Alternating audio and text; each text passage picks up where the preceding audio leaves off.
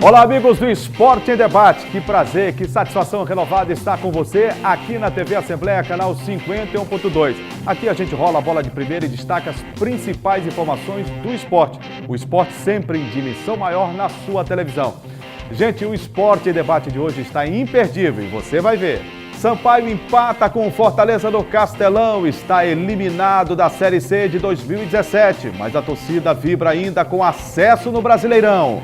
Os cearenses vão decidir o título da competição diante do CSA, que eliminou o São Bento nos pênaltis. São Luís recebe os jogos do segundo turno da Conferência Nordeste da Liga Nacional de Handebol. Você vai ver ainda.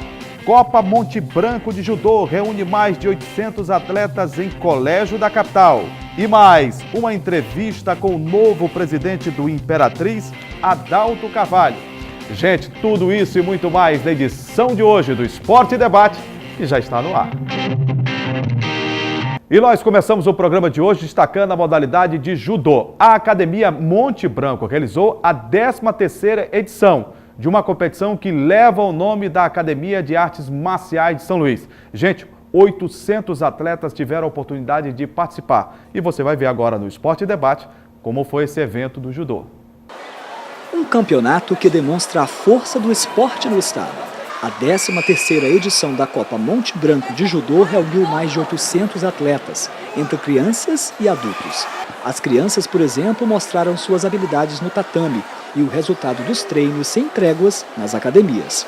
O ginásio ficou lotado. No setor de triagem, entusiasmo visível da garotada.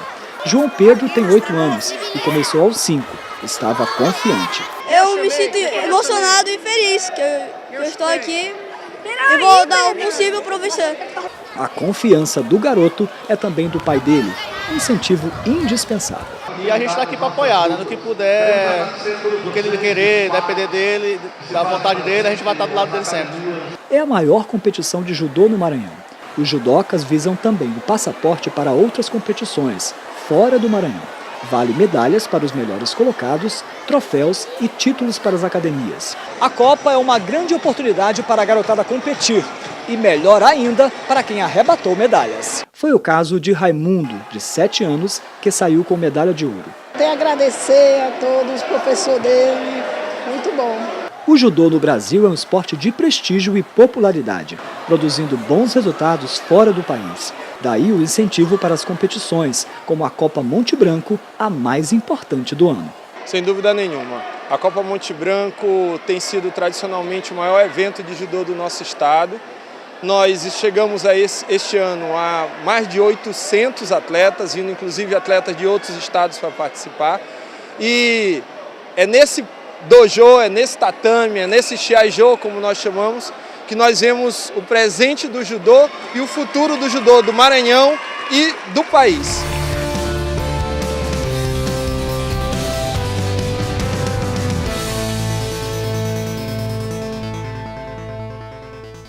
Olha, foi uma grande festa para o judô maranhense, a realização dessa Copa Monte Branco de Judô. Vou receber aqui o Gregório Dantas para a gente falar mais sobre o judô maranhense. O judô está sempre revelando atletas e Sim, sempre senhor. com destaque em competições lá fora, né? Verdade. E essa academia, ela tem uma história, né? Tem, sim. No judô do estado do Maranhão, a Academia Monte Branco, né? Verdade, Jurinha.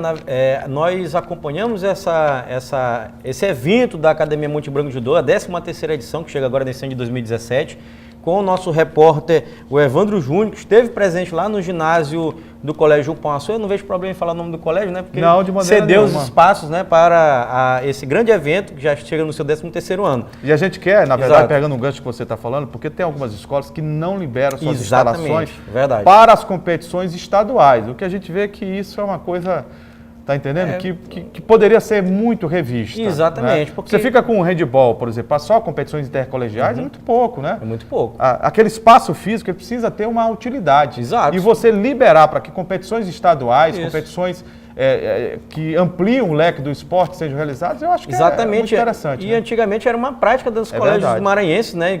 Inclusive nas edições dos Gêmeos e do próprio Jogos Escolares do Ludovicense, que as escolas mesmo se liberavam. Me lembro muito do Colégio Até Master. porque no estado também. e aqui na região metropolitana de São Luís há uma escassez ainda de equipamentos esportivos, de praças esportivas. Exatamente. Né? Eu me lembro do Colégio Master, do Colégio Dom Bosco também, que sempre cedia, Colégio Batista, exatamente, Batista, cediam seus espaços. O Colégio Paulo Sul cedeu espaço para essa realização desse campeonato aqui da 13ª. Foram mais de 800 atletas, entre crianças e adultos, um sucesso absoluto.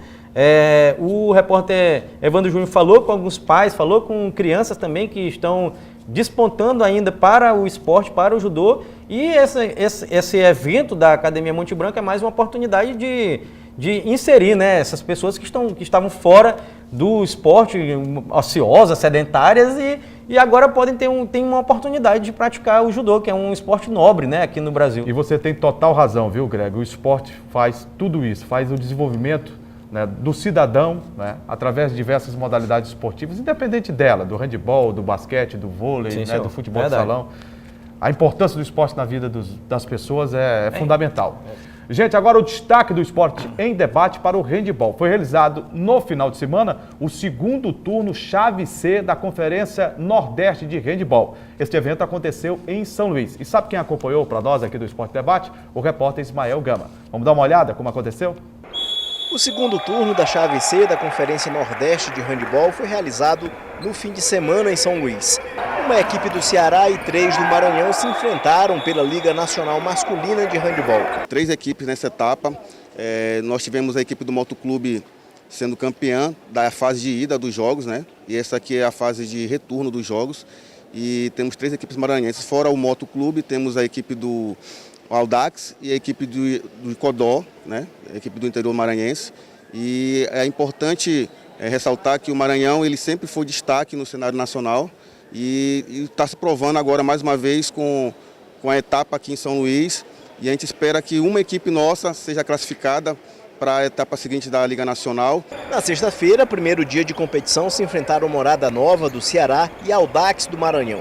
No primeiro tempo, o Audax inicia o ataque no gol adversário, mas o time cearense foi quem abriu o placar. Morada Nova avança no placar e Audax segue colado. Fim dos primeiros 30 minutos, o Morada Nova levou a melhor com 12 gols contra 10 do Audax. No segundo tempo, Morada Nova continua à frente do placar. O Audax tenta reagir, mas o visitante aproveitou melhor as chances de gol. O Audax cometeu muitas falhas na hora das finalizações e o Morada Nova levou a melhor, fechando o placar com 29 gols contra 24 do Audax. A gente teve a mudança de comando técnico, né, da fase lá em Morada Nova para agora, eu estou assumindo agora. E a gente vem com a missão de fazer um trabalho diferenciado do que foi feito lá em Morada Nova. E graças a Deus a gente começou com o pé direito e pretendemos dar sequência a esse ritmo de jogo que a gente deu aqui agora em frente à equipe do Audax e dar continuidade à competição. Apesar da derrota, o Audax manteve o otimismo. A gente vem investindo, querendo participar de todos os eventos da fase da Liga Nacional, porque dá uma gancha e vai amadurecimento um time que é muito novo e que busca principalmente resultados tanto aqui na capital quanto fora. Esse jogo de hoje vocês não saíram vitoriosos, mas qual a expectativa para vocês até domingo? A expectativa é que a gente consiga principalmente afinar o time para as próximas competições. A gente ainda tinha grande chance de classificar, mas buscar o resultado. A gente está dentro de casa, a gente tem que buscar o resultado, a gente tem que saber o que a gente quer com a perspectiva de melhorar o handebol do nosso estado. Os primeiros colocados de cada chave e o melhor segundo colocado no geral avançam às semifinais, que vai ser realizada na cidade de Codó no mês de novembro. De certa forma, as equipes vão estar preparadas, porque a fase que virá será uma fase bem mais difícil que essa. É a reunião das equipes que foram classificadas nas outras chaves, né? E teremos que estar preparados. E o Maranhão com certeza vai estar preparado para representar bem o nosso handebol.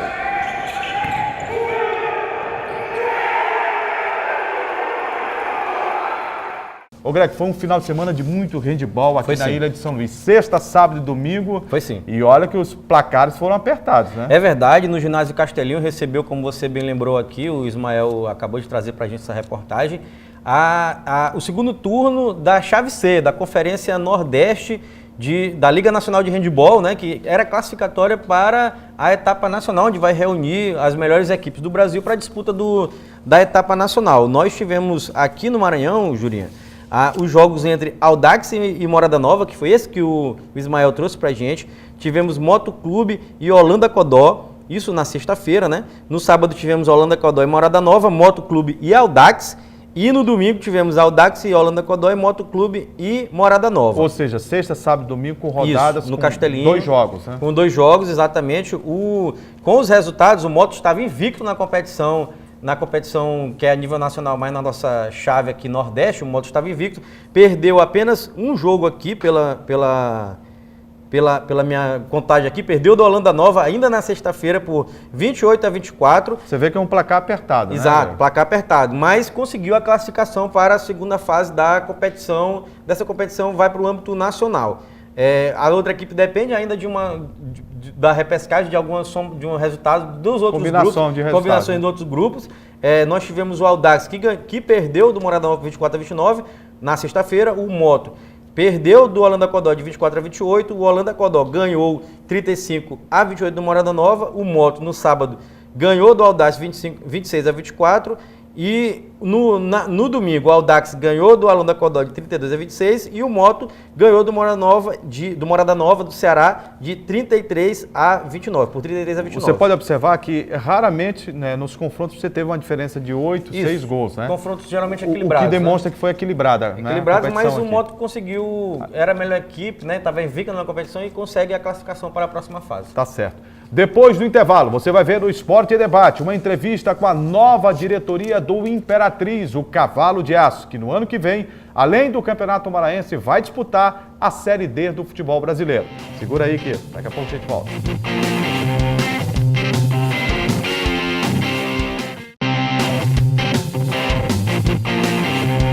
A Sociedade Imperatriz Desportos já tem novo presidente. Adalto Carvalho foi eleito e ficará no cargo até outubro de 2018. Presidente, como é que vai ser o Imperatriz a partir de agora, sob o seu comando, e quais são os projetos que o senhor tem pela frente para colocar em prática na direção do Cavalo de Aço? É um prazer muito grande estar aqui, obrigado pelo convite.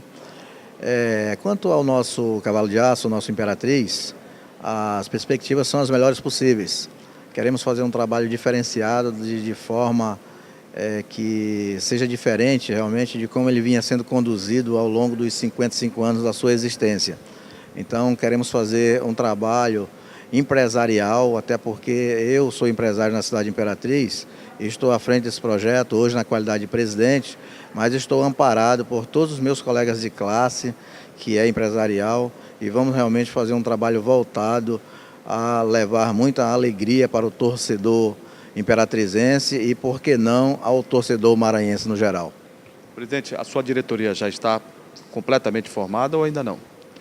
Ainda não. Na verdade, nós homologamos a nossa ata de posse ontem aqui na Federação Maranhense e estamos fazendo contatos e a partir da próxima semana já começaremos a fazer alguma coisa de forma efetiva nesse sentido. O ex-diretor de futebol do Motoclube, Valdemir Rosa, vem conversando com o senhor e pode surgir como novo diretor de futebol do Imperatriz para a temporada de 2018?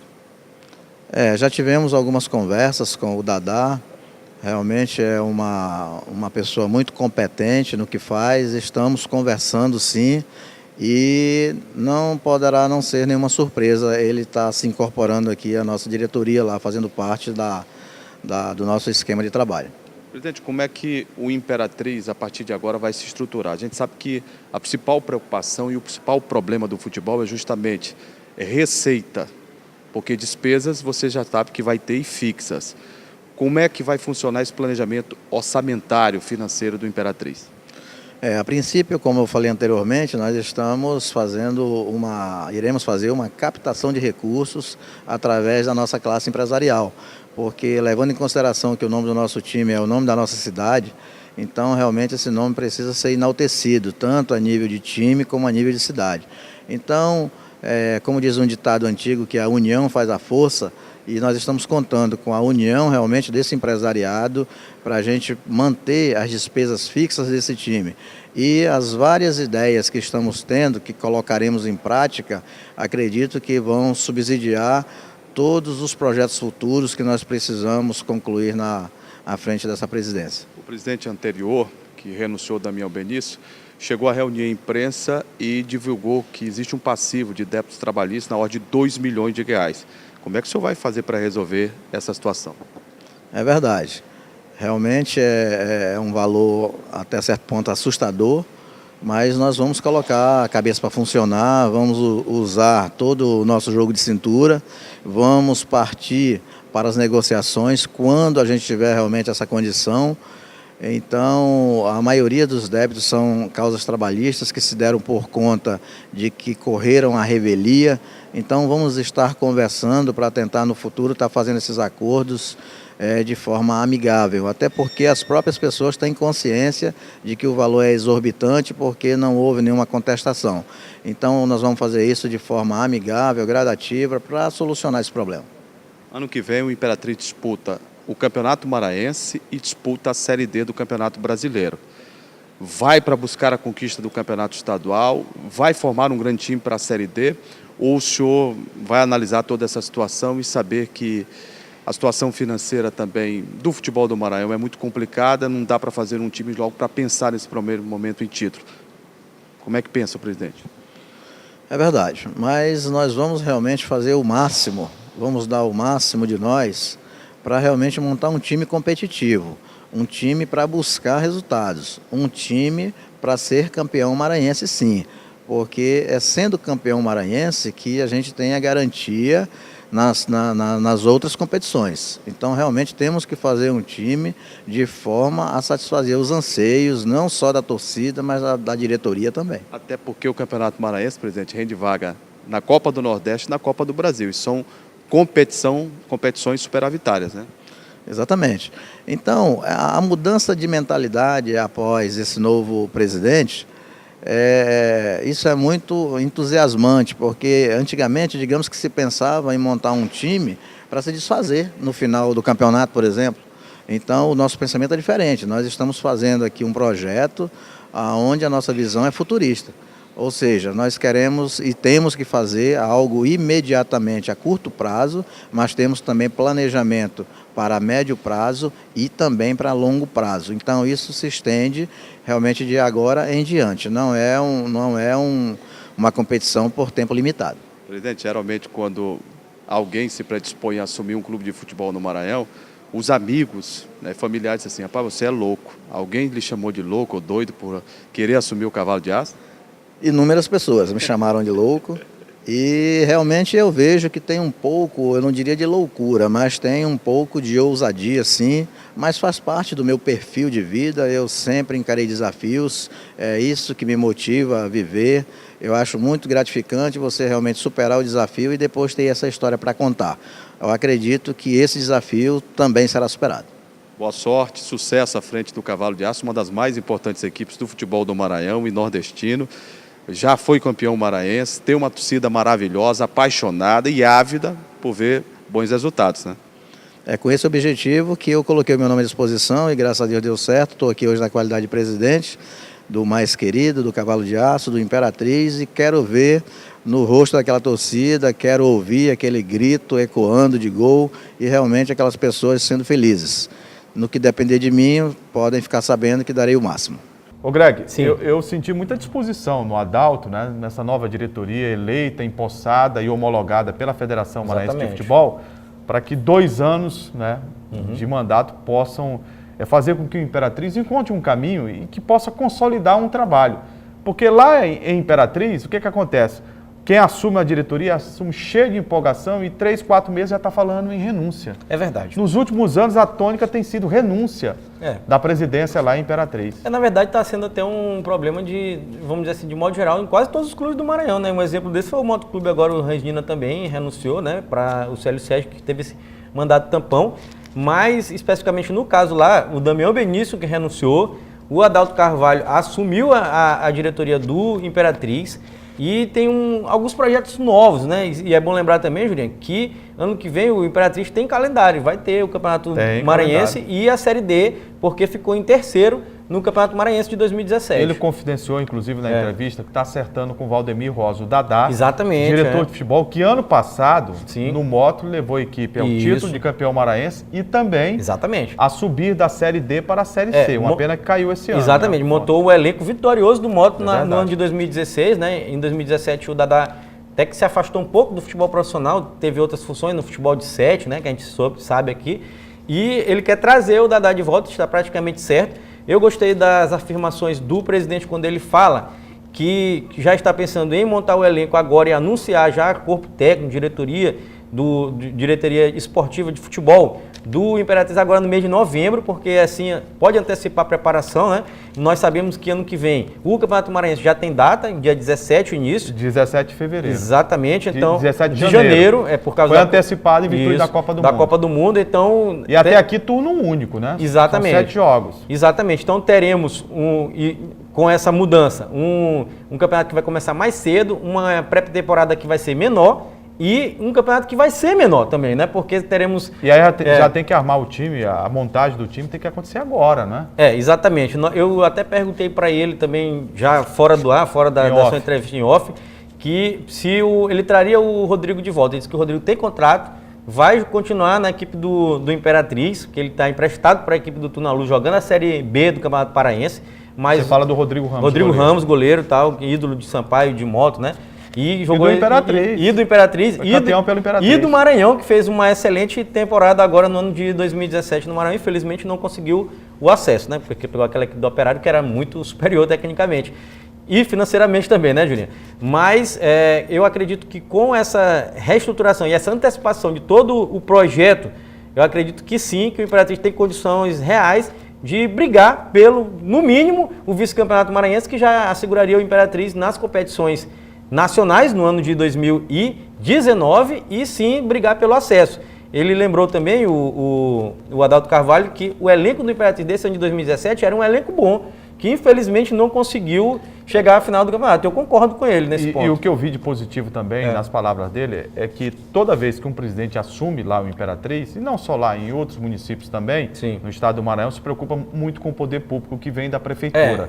E ele disse, olha, a gente vai buscar o apoio, mas é a classe empresarial. É verdade. Ele é um empresário bem sucedido lá, é que vai apoiar e vai investir no Imperatriz. É verdade. Ele deixou bem... Aí é interessante, Interessante. Ele deixou bem claro isso aí, exatamente como você está bem lembrando, que era vamos dizer assim, uma junta de empresários da cidade de Imperatriz que se reuniriam para apoiar a equipe. Ele é um empresário do ramo de material de construção e disse que tem outros empresários que vão injetar, né, finanças no clube para que o clube consiga os objetivos. Tomara que faça, porque o Imperatriz, a cidade é grande, a segunda maior do estado do Maranhão. E merece, né? E merece ter um clube forte. O Imperatriz é uma equipe muito grande, né? Exatamente. Depois do intervalo, o Motoclube promove eleições nesta terça-feira. E no Clássico do Nordeste, o Fortaleza empatou, se deu bem, prossegue. E o Sampaio já vai projetar a temporada de 2018. Daqui a pouco a gente fala como foi o clássico entre Sampaio e Fortaleza. Segura aí que a gente volta já.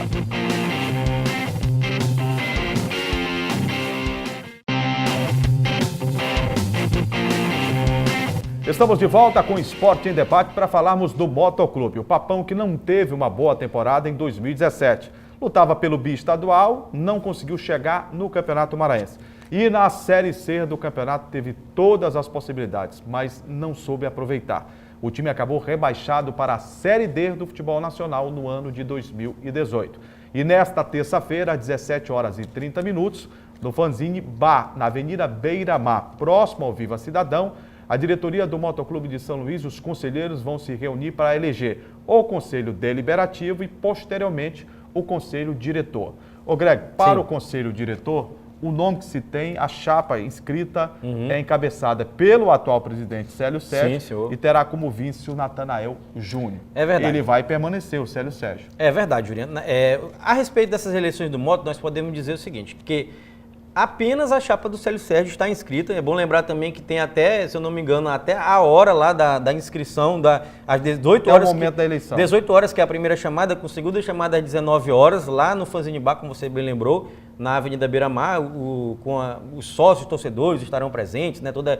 As pessoas que formam o Moto, que são os conselheiros. Conselheiros do Moto também, os motenses mais antigos, os mais novos, para tentar vamos dizer assim, recuperar o Moto, porque o ano de 2017, para mim, foi trágico. O Moto não conseguiu chegar nem na final do Campeonato Maranhense e foi tragicamente rebaixado para a Série D do Campeonato Brasileiro. Então, eu acho que tem que acontecer uma grande mudança. Acho não, tenho certeza. O Moto precisa de uma grande mudança de todo tipo de Além gestão. de uma mudança gerencial, sim, precisa também, quem ficar à frente, é o Sérgio, que os motenses dêem as mãos. Exatamente. Motenses de todas as épocas, de todas as idades, motenses que querem ver o Moto crescer, querem ver o Moto dar uma reviravolta, porque ninguém sozinho faz nada. Não, impossível. Acho que o Célio errou bastante nessa temporada 2017, Errou. Mas sozinho é difícil você fazer o futebol sozinho. Verdade. E principalmente aqui no Maranhão. É verdade. Onde a iniciativa privada deixa de patrocinar equipes Não do futebol apoia. no Maranhão para patrocinar lá fora. Exato. No Rio de Janeiro, no Chile, por aí vai. Exatamente, verdade. O poder público.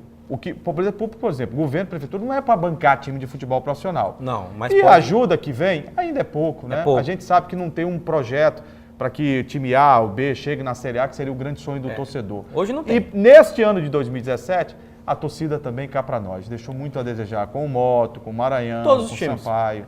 Na verdade, com todos os times, a torcida motense deixou muito a desejar mesmo. Com público em torno de 2.000, 3.000 pessoas em média ali, 2.500, é muito pouco. E a gente sabe da grandeza da torcida do Moto. Como a torcida do Moto é gigante, então um público que...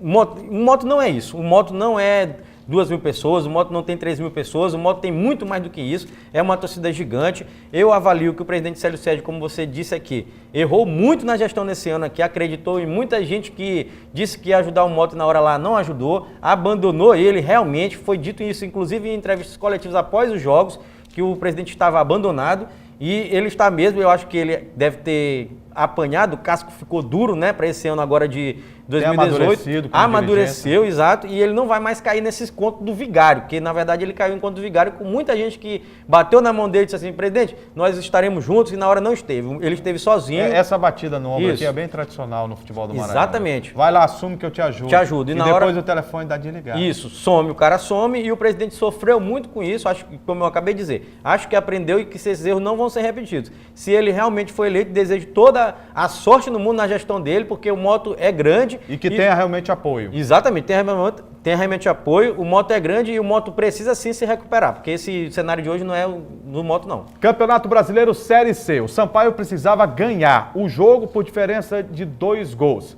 A Bolívia sofreu 1-0 no primeiro tempo, uma falha do goleiro Alex Alves. No segundo tempo, virou o jogo e abriu essa possibilidade, mas num contra-ataque, Jô foi derrubado na área pelo zagueiro Odair Lucas. Pênalti marcado, 2-2 foi o placar do jogo. E o Sampaio vibra pelo acesso, mas deixou escapar a possibilidade de disputar mais um título nacional. O confronto decisivo entre os tricolores nordestinos pela semifinal da Série C começou com uma contusão. Logo aos 4 minutos, Everton se machucou e Jô entrou em campo pelo Fortaleza. A primeira jogada de perigo da partida foi uma cabeçada do lateral cearense Bruno Melo por cima do gol. E o mesmo Bruno Melo foi quem abriu o placar aos 26 minutos. Leandro Lima cobrou falta. A defesa maranhense cortou mal e o lateral emendou para as redes do goleiro Alex Alves, que falhou no lance.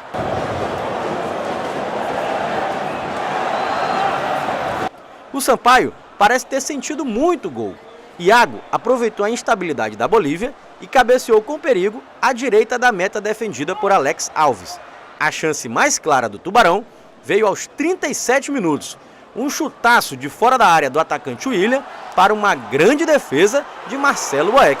E o primeiro tempo terminou mesmo 1-0 para o Fortaleza.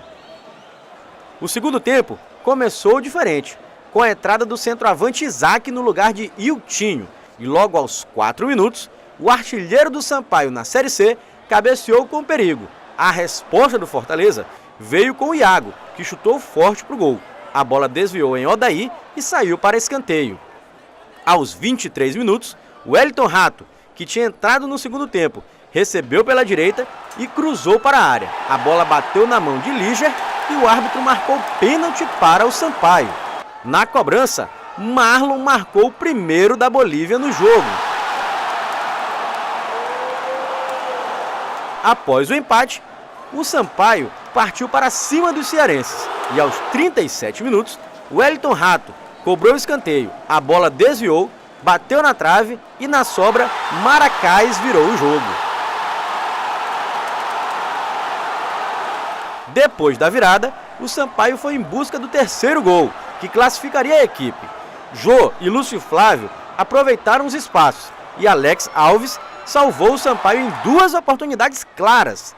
Nos acréscimos da partida, o juiz viu um pênalti de Odair Lucas em Jô. Bruno Melo cobrou e empatou o jogo, dando números finais à partida e garantindo o Fortaleza na final da Série C. Primeiro tempo, que depois que a gente levou o gol, nós levamos o gol dali, deu uma destabilizada no nosso time. Sentimos, mas no segundo tempo nós viemos aí para tentar reverter os resultados. Antes do pênalti faltava só um gol, mas é assim, futebol é dessa forma. Eu acho que a equipe deles vieram fechadinho, eles já tinham resultado positivo na casa deles. Eles vieram atrás, a gente tentou envolver eles, mas não conseguimos furar o bloqueio deles, levamos um gol de bola parada, acontece. Segundo tempo a gente teve muito melhor, tanto é que a gente virou o jogo. Mas futebol é assim, cara, mas eu vou dizer uma coisa pra vocês. A gente fez uma campanha do caramba, não tem que apagar o que a gente conquistou. Mano, isso é mata-mata, isso aí acontece, é futebol. Eu acho que independente do que aconteceu hoje, o torcedor tem que sair feliz daqui, mano. A gente botou o Sampaio na segunda divisão outra vez, onde ele tinha que estar. Mesmo com a eliminação, o Sampaio saiu de campo aplaudido pela torcida, que reconheceu o trabalho do time e do técnico Francisco Diá. Fiz uma trocada, tirando a referência, que era o Isaac, né, colocando um jogador de mais mobilidade, até para brecar a saída de bola deles, mas não foi isso. Na verdade, a mudança de sistema tático e a entrada de Wellington no segundo tempo, o jogo mudou o panorama da partida e por pouco nós saímos com a classificação. Mas na verdade tem que parabenizar, porque o Fortaleza foi superior nos 2 jogos. A gente tem que admitir, né, que não fizemos 2 bons jogos nessa reta final, mas está de parabéns o presidente, está de parabéns todos que fazem Sampaio, porque conseguiu o objetivo maior, que era o acesso. As cenas lamentáveis ficaram por conta dos objetos atirados no trio de arbitragem. O Sampaio pode ser punido pela ação de alguns torcedores. E após o empate por 2-2 aqui no Estádio Castelão, o Sampaio Corrêa está eliminado da Série C 2017. O sonho do tetracampeonato brasileiro acabou, mas a torcida boliviana fez a festa e aplaudiu toda a torcida e o técnico Francisco Diá após a eliminação. Ô Greg, não deu, né? Não deu. Sampaio não foi, fica adiada a história da quarta estrela no peito, mas nada, no meu modo de entender, pode arranhar, nem que seja superficialmente, a bela campanha que o time fez, o acesso conquistado para a Série B do Campeonato Brasileiro. Se você olha naquela classificação final da Série B de 2016, o Sampaio foi o último colocado, você tem Joinville, você tem Bragantino e tem a equipe do Tupi. Dos 4 que caíram para a Série C este ano, só o Sampaio deu a volta por cima e subiu. Exatamente. Retornou. Exatamente. Eu gostaria até de ressaltar, porque eu tive o prazer de fazer a matéria desse jogo aí, ao lado do nosso repórter cinematográfico, o Jânio, que foi comigo lá fazer a matéria. E o que eu pude notar é o seguinte: os jogadores, ao término da partida, Jurinha, eles falaram muito claramente o seguinte, que o objetivo principal do Sampaio tinha sido alcançado, que era o acesso à Série B de 2018. Eu até questionei alguns jogadores a respeito disso, eles disseram que era o objetivo mesmo. Eu acho que o primeiro objetivo, sim, concordo. Mas para ficar na história como estrela no peito, como título nacional, e aquele... antigamente tinha a placar fazia os campeões, você lembra, na revista lá? O time escalado de ponta a ponta. Seria a cereja no bolo. Seria a cereja do bolo. Eu acho que para entrar na história lá, elenco completo, aquela fotozinha lá do campeão, isso aí acabou. Esse sonho aí ficou adiado, como você disse mesmo, os jogadores não conseguiram isso. Mas eles estão de parabéns sim. O Sampaio fez uma campanha, na minha opinião, irrepreensível, até surpreendente, porque no início do campeonato... Da forma que começou o ano, Exato. O Sampaio no Campeonato Maranhense, no primeiro turno, entre 8 equipes, o Sampaio foi quinto. Exatamente. E no começo da Série C, muitas especialistas, né, diziam que o Sampaio ia brigar para não cair. Todos os sites a nível nacional que tratam do esporte colocavam o Sampaio como pretenso rebaixado. Exatamente. A Série D do futebol brasileiro. Exato, a Série D do futebol brasileiro. Ia brigar para não cair e esse time do Sampaio mostrou que, muito pelo contrário, foi a melhor equipe da primeira fase entre todas as 20 equipes, inclusive da região sul e sudeste. Então o Sampaio surpreendeu a todos, se classificando derrotou o Volta Redonda, para mim, superior. A equipe do Fortaleza ali, eu entrevistei o Esquerdinha após do jogo. O Esquerdinha disse assim, aquilo ali foi um detalhe, porque mata-mata é decidido em detalhe. Realmente eu concordo com ele isso aí. O mata-mata é imprevisível, um erro, uma falha do goleiro, que na minha opinião houve falha do goleiro, determinou a eliminação do Sampaio, mas claro, sem esquecer, rapidinho, como o Sampaio entrou mal no primeiro tempo desse jogo contra a equipe do Fortaleza, mas muito mal mesmo, Jurinha. Eu até avalio que essa entrada assim tão péssima, tão ruim da equipe do Sampaio, deu-se pela mudança drástica da equipe do Sampaio, que o técnico Francisco Diá fez 5 mudanças na equipe principal, 5 jogadores que eram considerados reserva entraram jogando, inclusive a dupla de ataque. Então eu acho que o rendimento foi muito abaixo do que o Sampaio joga, do que o Sampaio jogou no ano de 2017 no primeiro tempo, no segundo tempo não, o Francisco Diá fez as alterações, botou o Isaac de novo. No segundo tempo foi o time base de melhor campanha na primeira fase do Campeonato Brasileiro que ele colocou em campo. Ele desfez, vamos dizer assim, na minha opinião, os erros que ele cometeu. Para mim, ele desfez os erros que cometeu e aí o Sampaio virou o jogo. Agora, é importante dizer isso, eu quero falar olhando para o telespectador da TV Assembleia, no canal 51.2, que olha, o Sampaio, time por time em relação ao Fortaleza, tecnicamente, na minha concepção, o Fortaleza não está à frente do Sampaio. O Sampaio tem um time tecnicamente melhor. Muito melhor. E por que o Fortaleza suplantou o Sampaio Corrêa? Você sabe por quê? Tem alguns motivos. Porque, taticamente, a equipe esteve mais estruturada e equilibrada em campo. Esteve. E esteve mais focada do que o Sampaio. Exatamente, concordo absolutamente. Entendo, em parte, o que fez o Francisco Diá para o jogo aqui. Você sabe por que ele promoveu 5 alterações? Por quê? Porque quando você é comandante de uma equipe e que você vê o resultado se esvair pelos dedos, como foi o resultado do jogo lá em Fortaleza, onde o Fortaleza teve mais domínio, posse, mas não teve contundência e não teve criatividade para fazer o placar que deveria ter feito lá, diante do Sampaio. E o que ele fez? Ele sentiu que após a conquista do acesso à Série B, o time perdeu um pouco do ímpeto, perdeu um pouco do elan para ir buscar naquele plus que uma equipe de futebol tem que dar. Você sabe um corredor de maratona, ele tem momentos ali na corrida, ele vai naquele trote e tudo, e daqui a pouco ele dá um sprint. O Sampaio não teve esse sprint para dar. Não teve. Tá entendendo? Por quê? Porque a maioria dos jogadores, essa é a leitura que eu faço, ninguém me disse nada, eles se deram por satisfeitos pelo acesso. E eu senti na entrevista que deram a você. Exatamente, eles falaram perfeito o seu trabalho, perfeito o seu trabalho, a forma com que você questionou. Repórter tem que perguntar mesmo. Se do outro lado não quer responder, a prerrogativa é de quem não quer responder, mas o repórter, eu costumo dizer, quando alguém não gosta de uma pergunta que faço, eu digo, mas eu sou jornalista, eu tenho que perguntar. Minha função é meu trabalho. Tá entendendo? Verdade. E aí a prerrogativa é do entrevistado se vai responder ou não. Mas eu senti, gente, não há o que reclamar. Eles preocupados em dar uma resposta que nem deveriam estar preocupados. O Sampaio conquistou o objetivo, que era subir. Agora, o plus, a cereja no bolo, isso não foi alcançado porque no meio do caminho faltou foco nessas semifinais. E isso faltou mesmo. Tanto o que ele fez? Ele tentou mudar 5 peças, porque com 5 peças ele esperava mexer com toda a estrutura do time.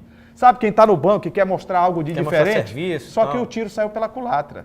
O time não rendeu absolutamente nada porque não vinha jogando com essa formação. Treinou apenas no último treino de apronto. Ele não vinha. Ele treinou. Não jogou uma partida com essa formação no Campeonato Brasileiro inteiro. Nenhuma Aí quando ele colocou lá na frente o Felipe, o Isaac como referência, prendendo os 2 zagueiros do Fortaleza. Quando ele coloca o meia de criação para projetar o time, para fazer assistência, o Sampaio foi Sampaio. Dominou no segundo tempo. Exatamente. Então, em 180 minutos, diria para você que o Sampaio jogou 45 como Sampaio. Exatamente. Concordo absolutamente com você, Julinho. O Sampaio jogou apenas 45 minutos. Eu até avalio não, eu tenho a clareza que no primeiro jogo jogado lá em Fortaleza, na Arena Castelão, após o jogo até o Francisco Diá admitiu que o Sampaio tinha relaxado porque comemorou demais. Ele usou esse termo. Mas o Fortaleza também comemorou, mas reouve o foco. Exato, Juninho. Eu tenho até uma tese a respeito disso, que é o seguinte. O Sampaio é tricampeão brasileiro. O Fortaleza nunca ganhou nada. A nível nacional. Então, para o Fortaleza conquistar um título brasileiro, e eles ganharam um bicho gigante pelo acesso, e vão ganhar um bicho gigante se conquistar o título brasileiro, é um feito histórico. A torcida do Sampaio é acostumada até recentemente com títulos brasileiros, como foi na Série D de 2012, e com acessos O Sampaio é tricampeão brasileiro. O Sampaio é tricampeão brasileiro, o Fortaleza nunca ganhou nada de campeonato brasileiro a nível de campeonato brasileiro. Então, para eles, tinha uma importância assim absurda, uma importância maior. E eles realmente em campo demonstraram que estavam querendo ganhar o jogo. Jogaram o jogo lá muito melhor, 1-0 foi pouco, na minha opinião. O Sampaio ainda quase empata, sem fazer grandes coisas lá, porque a equipe do Fortaleza também, para mim, não demonstrou nada. O Reginaldo Júnior perdeu um gol incrível. Exatamente. Gol de inacreditável. Exatamente. Lá no final do jogo, a equipe do Fortaleza, para mim, não tem nada demais. Eu destaco apenas... Não tem nada demais, mas taticamente eles foram Não, muito eu estou dizendo bem. De peças individuais. Eu destaco a atuação, tanto lá quanto aqui, do lateral Bruno Melo. Esse sim, eu acho que é um jogador... E esse importante. goleiro, Marcelo Boeck? O Marcelo Boeck também é um bom goleiro. Inclusive, no jogo do primeiro turno aqui, ele salvou a equipe do Fortaleza, foi aquele 2-0, era para ser muito mais. O Marcelo Boeck e o Bruno Melo fez o gol de cabeça e o gol de pênalti. E ele é um lateral que joga muito certo, um lateral que possivelmente já será lateral de Série A, porque não era para estar nesse nível jogando Série C. Então, resumindo tudo aqui para encerrar o programa, eu quero dizer que a torcida do Sampaio, os jogadores do Sampaio estão de parabéns, sim, pelo acesso. Parabéns, o Francisco Diá jamais tira o brilho da conquista do Sampaio, que foi espetacular, maravilhosa. Agora, o que pode tirar o brilho, se você me permite, é o que alguns torcedores mal educados fizeram. Atirar objetos na arbitragem. O Heber Roberto Lopes citou em súmula, o Sampaio vai ter que se defender no STJD e como é reincidente, pode pegar uma punição de 2, 3 ou mais jogos. O que eu vi é que, como é reincidente Sampaio, pode chegar até 10 jogos de... Pode chegar a 10 jogos. De punição. Mas eles gostam de atenuar. Então já é 4, 5 jogos, porque eles sabem das dificuldades que um clube como o Sampaio Corrêa tem para não jogar em casa. A torcida ficou com muita raiva do Heber, até porque ele deu aquele pênalti ali. Mas não justifica. Não justifica. Ele deu um pênalti lá que só ele viu mesmo, eu também concordo, que para mim não foi nada aquele pênalti lá do Odair Lucas, mas não justifica como você está dizendo, quebrar o juiz e jogar... Eu vou discordar com você, porque a mão direita dele, não sei se o bastante para derrubar o atleta, como ele se jogou, mas houve a mão direita do Odair Lucas. Não, deu para perceber, mas não sei se teve a carga necessária para o cara aqui, porque futebol é esporte de contato, então tem que tocar, senão não é futebol. Mas você passando na velocidade, se eu tocar minimamente você vai se desequilibrar. Cabe interpretações a respeito disso, mas para mim você foi bem, lembrou, a cena lamentável do jogo foi sem dúvida esse fato do... Não precisava isso. O time já na Série B do ano que vem, festa, né? A torcida do Sampaio, Juliano, só para encerrar mesmo, aplaudiu o time. Isso foi bonito de ver. Aplaudiu o time. Gritou o time de guerreiros, né? Isso foi lindo, foi lindo. O time tricampeão brasileiro. Que é mesmo, né? O Francisco Diá saiu aplaudido. Eu acho que tem que parar agora tudo, pensar, acertar o que está devendo o presidente Sérgio Frota e já pensar em 2018, porque é totalmente diferente, é Série B, é outra realidade. Essa semana será discutida a permanência do Francisco Diá no Sampaio, ele deve continuar. E mais, 70% a 80% desse grupo vai permanecer para o ano que vem. Para mim é um acerto manter a base, tá certo. Gente, chegamos ao final do Esporte em Debate. Anote na sua agenda, em toda segunda-feira, às 8 da noite, nós temos esse encontro marcado aqui na TV Assembleia e às terças-feiras, a reprise do programa em 2 horários, às 7h30 e às 2h30 da tarde. Ô Greg, os canais de interação para que o telespectador fique à vontade para mandar sugestões, pautas, para avaliar, criticar, elogiar o Esporte em Debate. É verdade, Jurinha, o telespectador pode... contribuir com o nosso programa através do nosso canal de interação. O primeiro é o nosso site, que é o al.ma.leg.br/TV. Tem também o telefone da nossa redação, que é o 3269-3828. O nosso WhatsApp que está passando aqui embaixo da sua tela. E bom lembrar que a partir de amanhã, o nosso programa já está disponível nas redes sociais, no nosso Facebook, Instagram, no YouTube também. Então, todo mundo pode acompanhar nosso programa na internet, através da internet. Ô Greg, sempre um prazer estar com você, viu, meu irmão? O mesmo, Esporte em Debate. Gente, obrigado pelo carinho da honrosa e dispensável audiência. E a gente se vê pela ilha. Até lá, gente. Até mais.